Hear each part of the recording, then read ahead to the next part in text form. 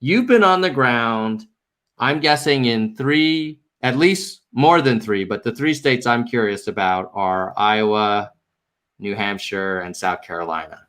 What's the vibe like in each of those, and how are they different? I got a sense that the South Carolina people are really making it happen, but I don't know. It's just kind of like business as usual. I feel like in those states. I mean, I feel like there's more happening in states that are not pivotal, but like Boston is right next to New Hampshire. Thank you, New Hampshire. And so they're talking about, doing cross promotion, and they're really active there in Boston.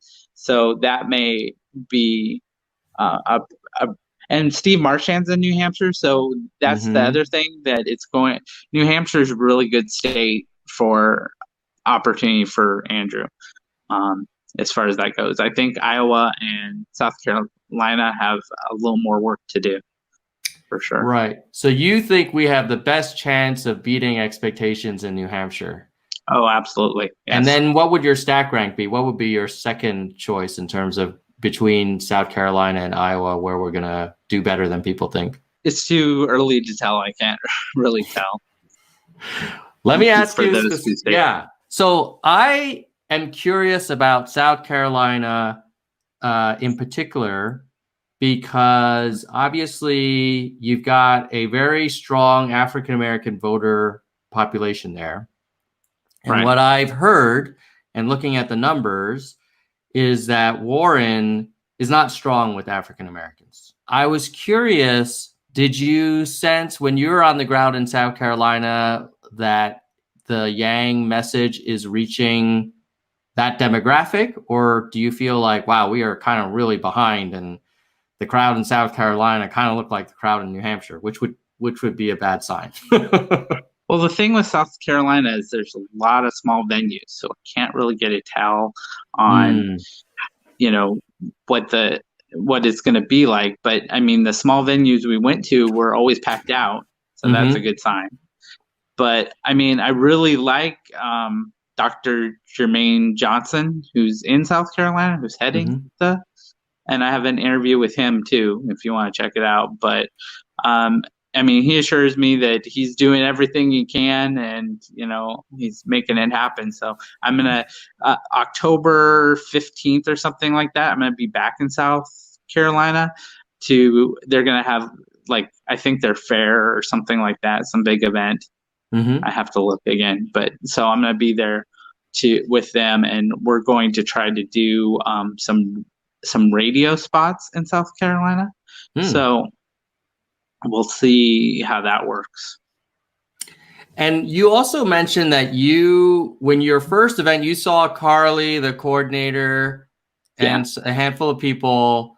That was back in March. Sure. And we're now in October, and I'm guessing that team has grown a little bit. And so Carly is not even doing events anymore. She's doing like behind the scenes. And then I just met Kelly. She's like new on the team, I think. And Randy is just a couple months. He's new. He's the media manager. Right. So so the team changed a little bit. Zach's always there. And then their camera guys, there was a different guy before.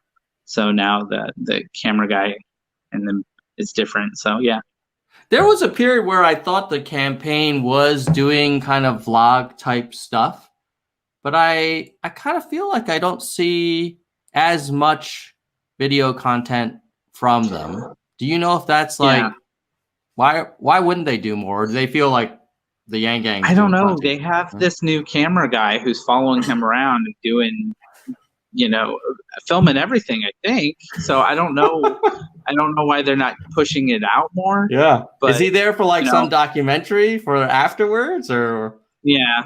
So it's a weird dynamic. Like, I applied to be on the team, and, I have some background in media and things like that. So I was willing to even volunteer for a while, but it didn't happen. And since I'm entrepreneurial and I'm just like, I'm doing my own thing. I don't really care.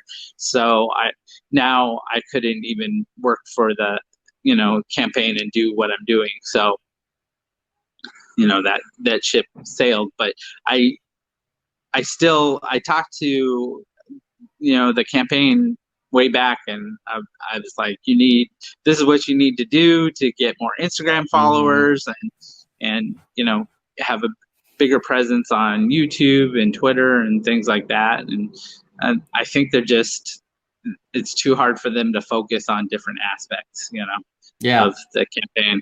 It's like getting Andrew to the place is their number one priority, and then everything else kind of falls to the wayside.